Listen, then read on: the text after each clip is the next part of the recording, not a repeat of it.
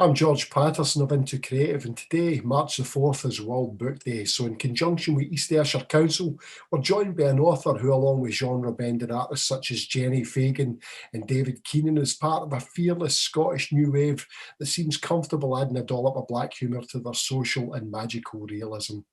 David Ross is an architect turned storyteller with 5 published novels, the latest being our End of Books 2021 release, There's Only One Danny Garvey, an incredible tale of redemption and retribution set amid the brutal beauty that was the world of Ayrshire junior football in the 1990s. David, welcome.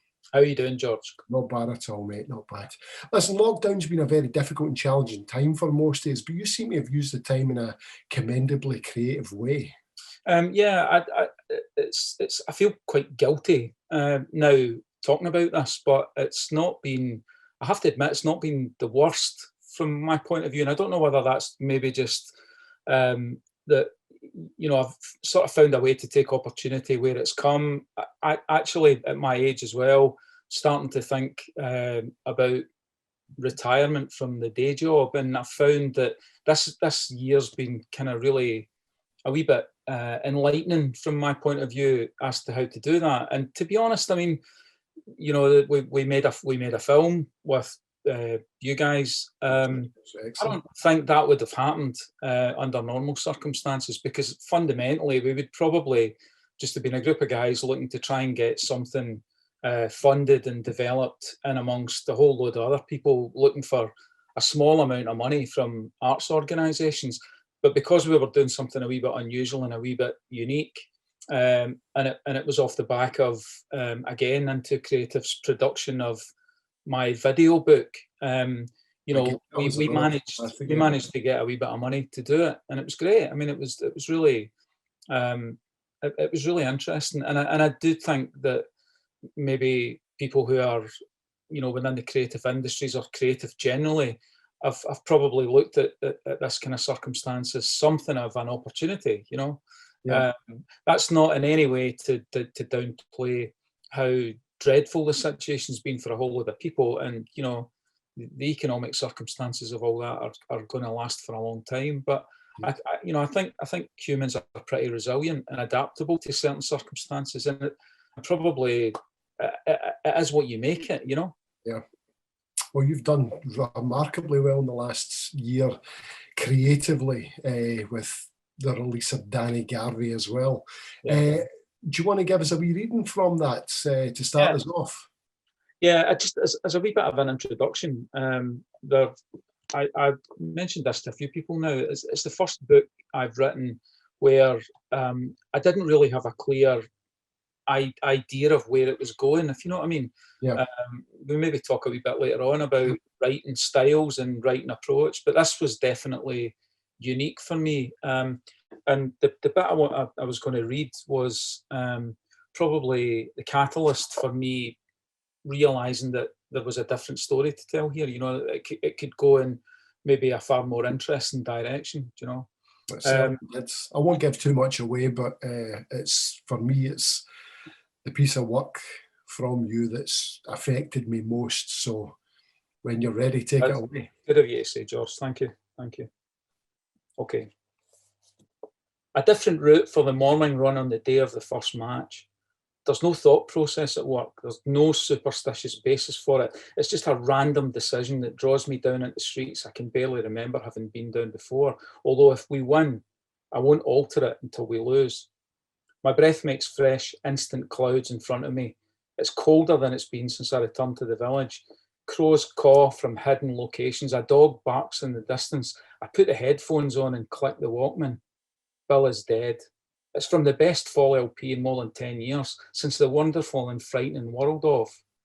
These are the finest times of my life. And weirdly, it's beginning to feel like it. I can't put my finger on it. For the first time in a long time, I'm looking forward to things.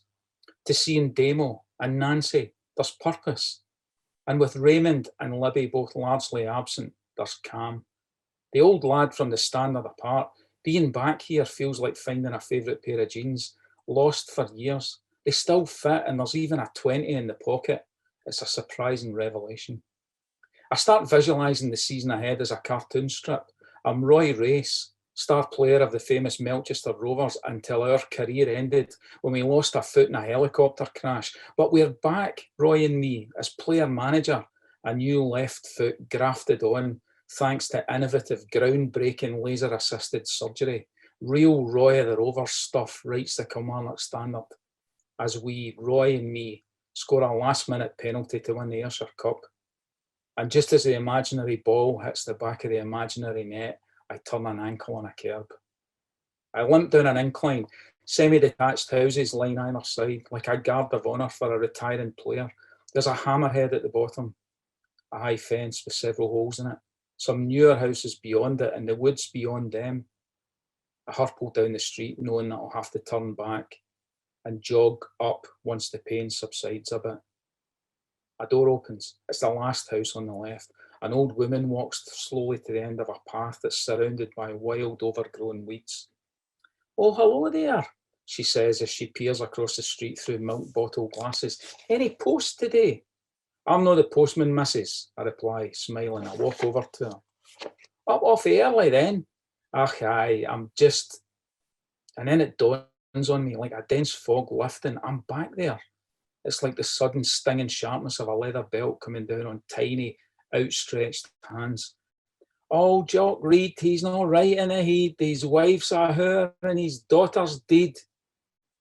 The house, the one on the news when I was a child, the one she was taken from. The woods over the fence where her mother was found hanged. This is Jock Reid's house. This is Jock Reid's wife. "You couldn't pick the milk up for me, son?" she asks, "just since you're passing." Aye, of course." Suddenly I'm trembling. I bend down and pick up the bottles. She turns and walks towards her house rather than take them from me. I have no choice but to follow her through the unkempt thigh-high landscape to her front door. "Thanks, son," she says. A warm smile follows. My hands shake as I hand her the bottles one by one. I worry she can see it. Probably not. Can she sense it though? Is she aware of my heart pounding? "I've had a few caramels, I'd give you them," she says. "A wee reward, you know." "It's fine, missus." I leave the end of this open. She doesn't fill in the ending. Reid is etched into the rusty metal plate. It's her, there's no doubt. I tell her I must go. She says thanks, and you're a nice lad. I look back at the house from the top of the road, and suddenly recollections come rushing into my head like I've just been injected with a hallucinatory drug. I recall the vans and the diggers and the white tents in the garden. And then there's Higgy and Deke Henderson standing in front of me in the road. They both believed she was there, convinced she was buried in the ground around the house. The definitions becoming sharper, more focused. She was in my class, little Louise Anne. There were only 13 of us. Her name was after mine in the register, and I remember her teacher reading mine out, and I put my hand up, and then that terrible silence, and she looked up and remembered, and she burst into tears, and we were all sent home because no one else was there to look after us. It could have been me. It should have been me. There's only one Danny Garvey by David F. Ross available now on our end of books. Please do go check it out. It will be on top 10 lists all over this island by the end of the year. David, excellent stuff there, mate. It's such an evocative piece. It's for me, I wrote about it. I was very kindly gave me a copy of it before Christmas, and I had a read of it. And it's one of those books that I read in 2 to 3 sittings. It just held me from word one. But it was such evocative writing about a place and a time that wasn't, I wouldn't say is a particularly attractive and inviting time, even though the time was, it was post-Thatcher, but pre-Blair. It was a hopeful time. It was perhaps not a very happy time in my own life, but it just brought me straight back into knowing where I was at that particular moment in my life, and the place as well, those small Ayrshire towns and villages. it was very, very evocative is probably the best word I can use. Yeah, I mean, it's good that you say that. I mean, I think one thing that I'm really sort of obsessed about really is the nature of place in writing, and maybe that's inevitable given architectural training. That you would look at a built environment as a character. And there are other people who do this as well, but I think I'm from that kind of generation or that view, and certainly in architectural theory that environment affects behaviour. And I think it's always of interest to me, coming from a really working class background, how the environment that you're brought up in shapes the direction that people move in, and whether that kind of reins them in, or whether that, frees them. The opportunity to break out of that, if you know what I mean. And I think placing the story in a very small village community that's been bypassed literally and metaphorically by advancement, I think is an extremely claustrophobic thing. It's not. It's not something that I'm naturally drawn to at all, coming from Glasgow. Yeah. And I'm surrounded by a lot of the Ayrshire villages where I live here, and I can see that connection to the local football team, and particularly the juniors down here. There's a real identity that people associate with, particularly in the mid-90s, I think. Yeah. And they're still very proud of that today. It's a big aspect of Ayrshire's social life as a junior football. Yeah. And it probably, when the mining industry started to disappear, the football club were the one emblem, the social club attached to them as well.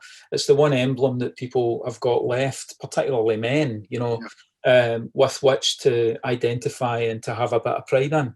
And I think that's the duality of that, and this whole thing about what is masculinity nowadays, particularly again at that time.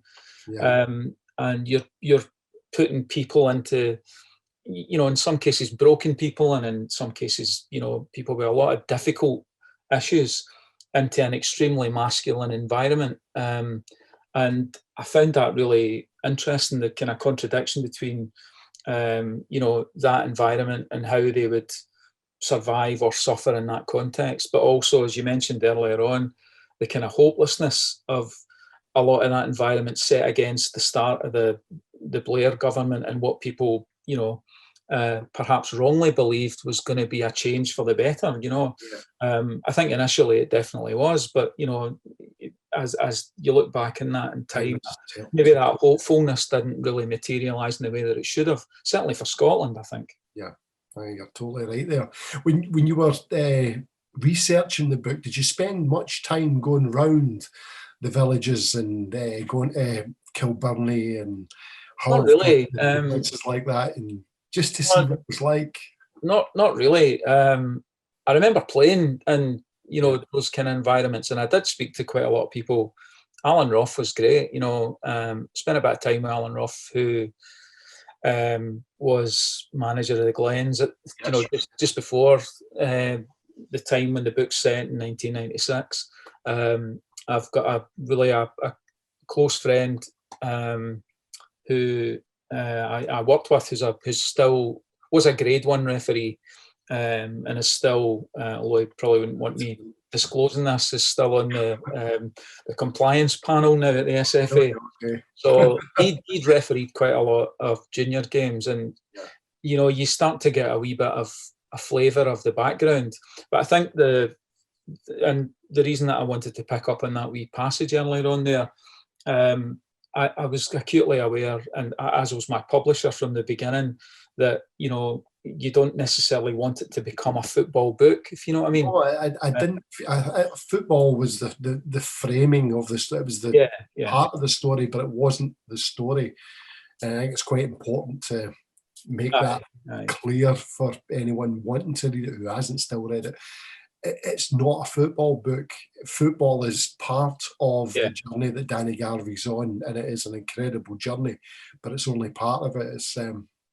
But it's something, as someone who's returned to Scotland after decades away, the juniors was always something I loved. If I came up to Scotland and my own team wasn't playing, I would go to a juniors match. Aye. And I would take my now wife with me, and she just couldn't believe this was, to me, that was real football. It was there was nothing like it. The Talbot and Cumnock games are mad, you know. I'm from Pollock. You're from Pollock as well, aren't you? Aye, So right. I used to go to Pollock versus Atherley, and that was quite a bit of a ding dong there. You know, there's no VAR in junior football. No, definitely not. But yeah, I mean, you know, I think there's a richness in the storytelling, and you know, there's so many. You know, I know it's a fallacy to say it's a metaphor for life and all the rest of it, but I do think there's an element of that that's true. You know, you people and again, particularly males at that time would invest so much of themselves, you know, emotionally, and you know, they think nothing about hugging their mates to celebrate a goal or anything like that. Absolutely, but never dream At of a doing time, it elsewhere. Yeah, absolutely, at a time where, you know, would probably have a difficulty in having a conversation about anything that was more meaningful than that, you know. And it's again, the timing's interesting because although the book is set in 1996, it jumps backwards and forwards between events that had happened in the early 80s, yeah. and the change in how masculinity in Scotland, and particularly maybe the west of Scotland, was perceived between that time when you had rave culture in the 80s, which probably changed a lot of, you know, it's right in the middle, and it probably changed the way a lot of young men certainly felt towards each other and their mates, and you know, you go to raves and all of a sudden Of acid culture, dancing with themselves or dancing with each other, and everybody Never happened. loves everybody else, you know. It's amazing if you've got the right drugs, everybody loves everybody. Well, something about your writing in all of your books up to this point, music plays a big part. Uh, Danny Garvey has, I think it might still have a Spotify soundtrack that accompanies it. You want to talk a wee bit about how music has been such a big part of your life and now your work? Yeah, well, I think you know, the books are all of the well, certainly the first three books had a musical backbone because they were. It started with a couple of teenagers leaving school and trying to set up a business in the music industry because they loved the music, but they couldn't play anything and they couldn't sing anything. So mobile DJing was the only avenue available to them.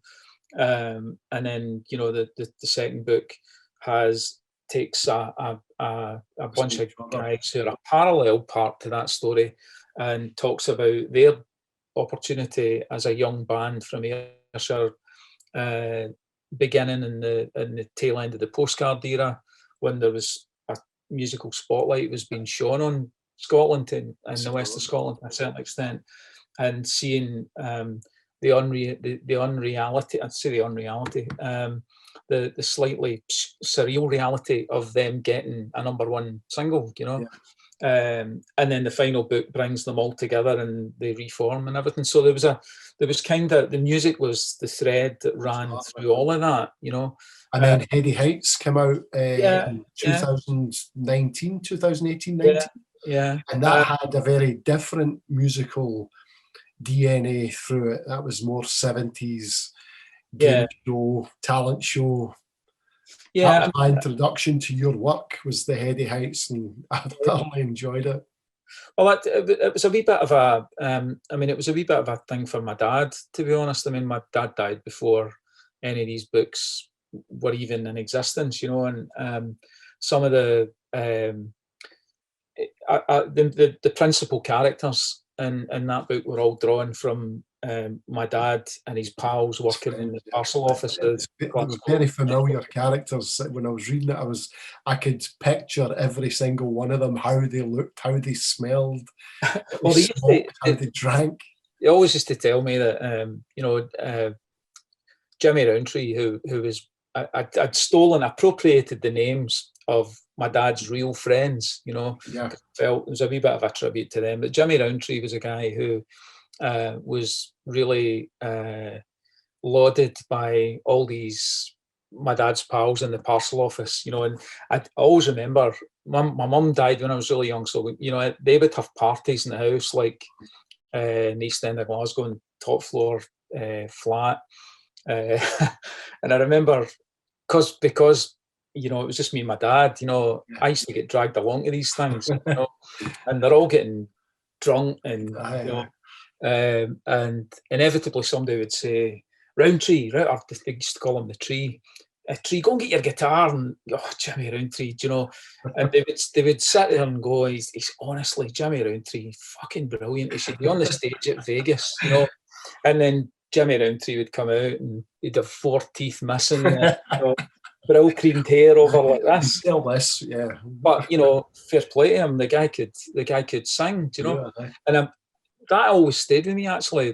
And it's maybe a Billy Connolly thing as well. There's a wee bit of a tribute to him in the book, but that kind of Billy Connolly thing that there's loads of people that he's met in Glasgow and pubs and all the rest of it that are a lot funnier than him. Everyone's got a story. How great would it be if you take these hapless people who love the city and love each other, and actually rather than just suggesting that if only somebody would come and see this guy, he would be it would be on with Sinatra at the Sands Hotel and stuff, but actually give them an opportunity and just see what happens. I mean, of all the books, that's the one that I enjoyed writing the most. It was really good fun. Well, I was going to ask you about the relationship you have with your publisher around the books. That seems to be quite an organic but happy relationship you seem to have with Karen at Orinda. You've found a good home for your talents there. Aye, I mean, she's incredible. I mean, she's so protective and supportive of everybody who's there. She's built that organisation up from nothing, really. And in fact, I first met. I haven't gone through. I've maybe told you this before when we were talking about your own writing. I sometimes kind of feel a wee bit of a fraud because I haven't gone through the writing of a manuscript and then sending it to hundreds of people to have it rejected. Like what people normally do in the process. Tell you that he'd written, I don't know, 6 or 7 different books before people start to maybe take notice. I don't have any of that, and I sometimes feel that that's my legitimacy to talk about how people start in writing and give people advice is weakened by that fact. But I found Karen and I kind of found each other on Twitter, really, and just I was doing this daft thing with a character on Twitter, and she was working for another publishing agency at the time and started following it. I didn't even know it was her. It was a different, so she used to send all these notes saying that she thought this story thing we were doing with guest writers that I was asking to do. Yeah.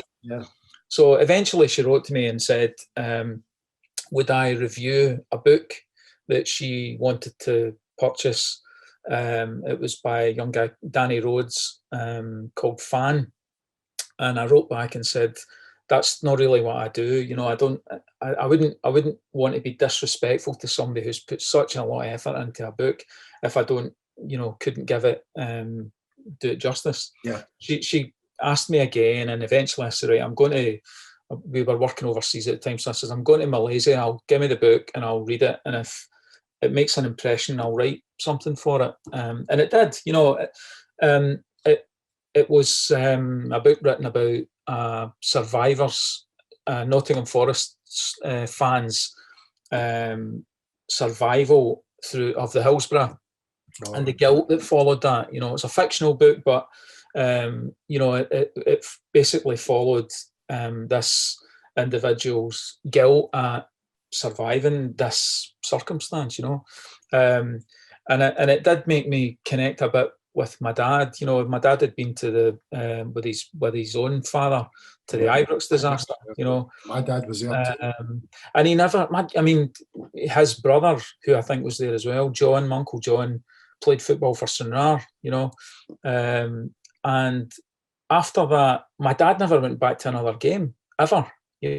Was that and he loved Rangers. They loved football. My grandpa was at the European Cup Winners' Cup final and stuff like that. But my dad never went back to another game, and I could never understand how you would turn your back on something that you loved so much until I read Danny's book, and I started to. That's where the connection came from. So anyway, I wrote this wee thing. I think Danny really liked it. And emboldened by that, I said to Karen, look, since I've done this, would you have a look at something I've written? And the way she tells that story now, as her heart sank a wee bit, I think, at the fact that she might have to tell me that it was absolute shite and there was nothing going to happen with it. But thankfully, she really liked it. And then that was the funny thing, that wasn't the end of the story either, George, because she was with Arcadia at that time. Right. So the offer that was made came from Arcadia Publishing. Right. And I sat in a contract for about 3 months, asking all these questions. And eventually she kept coming back to me and saying, I've been in publishing for 30 years. Nobody does this. Everybody just signs it. And I thought, but I'm used to looking at contracts for... Exactly. You're not coming to that world as a wet behind the ears rookie. You're coming to it as a seasoned professional architect. Well, it kind of turned out to be the best thing that could happen for me, because in the intervening period, Karen decided that she was going to set up her own publishing house, and then asked me if I would sign with her. And I think I was the first person to sign for Arenda. Well, I didn't realise that. Yeah, I mean, and so, I had nothing to compare it against. I had no expectations. Never thought for a minute I would ever have a book published anyway. Sorry? Well, yeah, I mean, but that's all down to her. It's down to that encouragement. And, she laughs when I say this, but, it's like the Tamla Motown of independent publishing. I think she's like the Berry Gordy, So you're the funk brother then. I don't know who I am in that scenario. I don't know who I am in that scenario. But I mean, it's I couldn't even estimate how many books are on Arenda now. It's hundreds. It's considerable. Yeah, quite a lot. There's a real benchmark of quality in the cover designs, and see that. Yeah, it's great to be part of it. I was going to ask you about the late author David Foster Wallace talks about the mental tuning fork that seems to ping when he's either reading when he was reading or writing something that just gave him a sense of unbelievable joy. If you get any writers that make you and your tuning fork ping, is there anyone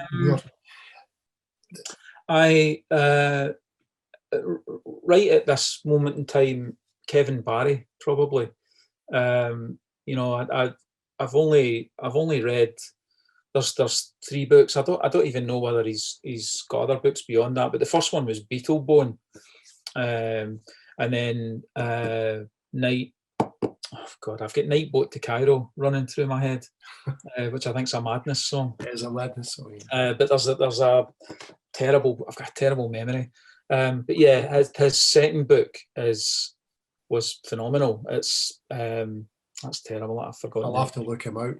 And then last year, he brought out a collection of short stories, And I have to say, I'm not generally a short story devotee, but his way of writing is just phenomenal. And then obviously, and I think we probably share this as well, David Keenan, whom I've been lucky enough to know for a wee while now and go on tour with and stuff. That's right, you toured with him when you were doing, was it Hairy Heights you were doing? Yeah, but I think, well, I've done a few things. I mean, the first two Edinburgh Book Festival things I did were, sorry, I think we've done two Edinburgh Book Festival things together when he had Memorial Device out. Memorial Device, yeah. But last year, 2019 now, we were over in Germany together with the German translations of our books. Yeah. And there was a wee tour thing, and just listening to him and watching him reading and watching him talking about the rhythm, and it's not becoming obsessed with story and plot. It's more about and it definitely had an impact on this book. I thought differently about structure, and I thought differently about the narrative voice and the single point perspective, and well, my feeling on Danny Garvey was I could tell that you had spent time with him, and I think his influence started to seep through. I'm not going to give anything away about Danny Garvey here, but it started to seep through towards the last maybe third of the book. Yeah.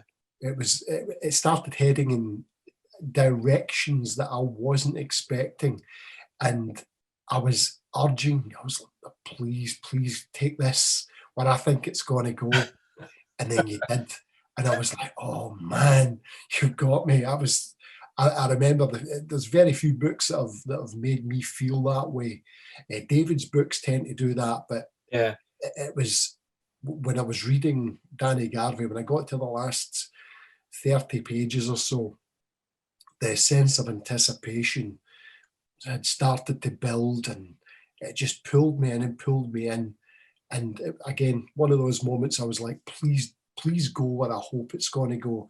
And it did. And it didn't go exactly where I thought it was going to go, but it took me in a direction that I was delighted with. I was like, yes, that's it. That's the one I was looking for. And it was for me, with your work, I felt that your work as a writer made a massive leap forward with the last 30 pages. And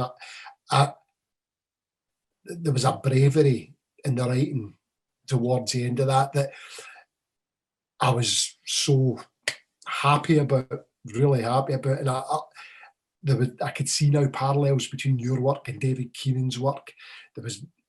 You're part of the holy trinity of Dave's now, with David Peace, David Keenan, David F. Ross. So I was happy that this was going in that direction.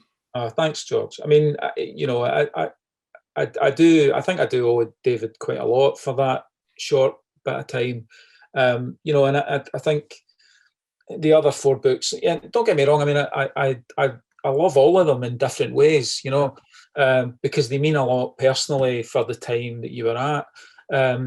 But the other four books were pretty heavily plotted from the beginning before I actually started, because I felt I don't know that I trust myself doing this any other way. Is this the architect talking? Is this probably, I need to plan it out properly? Yeah, probably. Execute. I mean, I used to think of the process as being very similar. You've got a concept, and then you start to develop that concept. But all of the time, you've got an eye on where that building or structure is going to end up, and at what time, and within what parameters.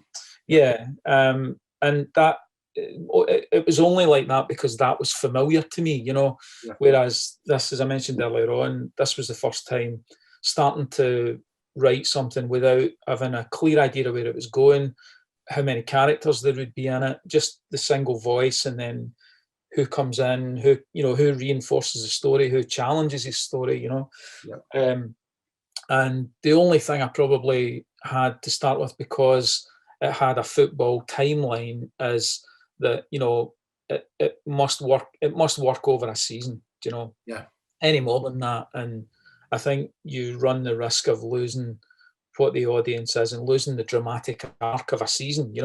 Everybody, I suppose, who's, you and I, football fans, and seasons have dramatic arcs. They have ups and downs, and they have, You're not kidding. particularly this season for you, I have to say. I know I've said nothing. But you know what I mean? It's like, and I quite like the idea of a football season being something that's really hopeful at the beginning before reality kicks in for a lot of people, and that hope diminishes. But then it maybe resurfaces, and then you've got to work to the end of that. So. Well, on Twitter, you've got this theory about the 67th minute, right? You talk about the 67th minute quite a lot, about that's the moment where things. Now, I see Danny Garvey's 67th minute is the defining moment of where the book goes. That's the moment where. So Danny Garvey's 67th minute is when it moves from, pretty straightforward narrative. It's a cracking story, but it moves that way. Yeah. 67th minute, you bring all your subs on. There's a dog on the pitch. There's, fans are gone mental, and the referee's stripped off. It's just gone mad from. Well, that was. I have to say that once I got into it, that was deliberate. So the four. There's a bit where he starts to talk about people who are heavily involved in football, thinking football time. They think of a season rather than a year. They think of, the summer's different to the winter because it depends on how boring either of these can become. And I kind of thought of that whole idea of, looking at a 90-minute match and dividing it into quarters. You play the first quarter, you play the next quarter. And the 67th minute thing came from, well, actually seeing it, just that kind of coincidence of seeing when you're watching getting scored Soccer Saturday or something like that, the amount of times 67 minutes comes up as a goal. And I started to think about that, and I thought it's probably because in games that are relatively, maybe quite close, a manager might make a substitution in the 60th minute, and that substitution affects the next 10 minutes because either it works or it doesn't work. It either works or it doesn't. It destabilizes his own team, or else it pushes them on, and that's where the breakthrough might be made. But yeah, I mean that the shift in emphasis coming probably in that middle of the third chapter, I think. That's the thing. It's that moment in a book. You're either going to sort of lose momentum at that moment, or you're going to kick on and score a hat-trick in the last 23 minutes. And with Danny Garvey, I feel that's what you did this time. It was kind of, maybe that feeling that he was starting to come off the rails a wee bit at that point, But I'm really proud of it. I mean, and I'm really grateful. Yeah. I'm really grateful to you, George, as well. I think you were the first one to review it, actually. It's always. I held it back. I held the review, but I wrote the review, and I held it back until it was just about time. I think it was the cover release. Yeah. So I held it back because I was dying to say, "There you go, see what you think." Well, rubbish. Get an idiot. It's a bit of a nerve-wracking. I mean, I know you're writing your own book at the minute, so you'll get to that point where. There's a wee bit of nervousness where you have to let it go and you have to step over that line of letting other people read it, And I don't think, even though this is a fifth book, that nervousness never goes away, So the first person who reads it and the first person who comments on it, outside of the people who are, like Karen or editors or whatever, it's a really important point. And I think, we're really kind, and the comments that you made, I think, made a big difference, and started to make me feel that, well, I thought it was maybe a bit different for me, but now it looks like you did as well, So. Very special book, easily in my top 3 of 2021. Thanks, George. And I've not even finished reading a whole bunch of books, but I guarantee it'll be up there at the end. I mean, it's I have to say, it's looking like a bit of a renaissance for Scottish writers, particularly who would write in a recognisable dialect and who talk about working class issues and things. I mean, there's amazing books out there. I mean, I feel really honoured and delighted to even be doing this at the same time as people like Graham Armstrong or, you know, Alan Lorner's books coming out, and Kirsten Innes. Kirsten You know, Innes, I mean, these books are amongst the best things being written anywhere, you know. I agree. I think we're going through a real purple patch here in Scotland at the moment with top quality writing. And you're right up there, mate. Thank you very much.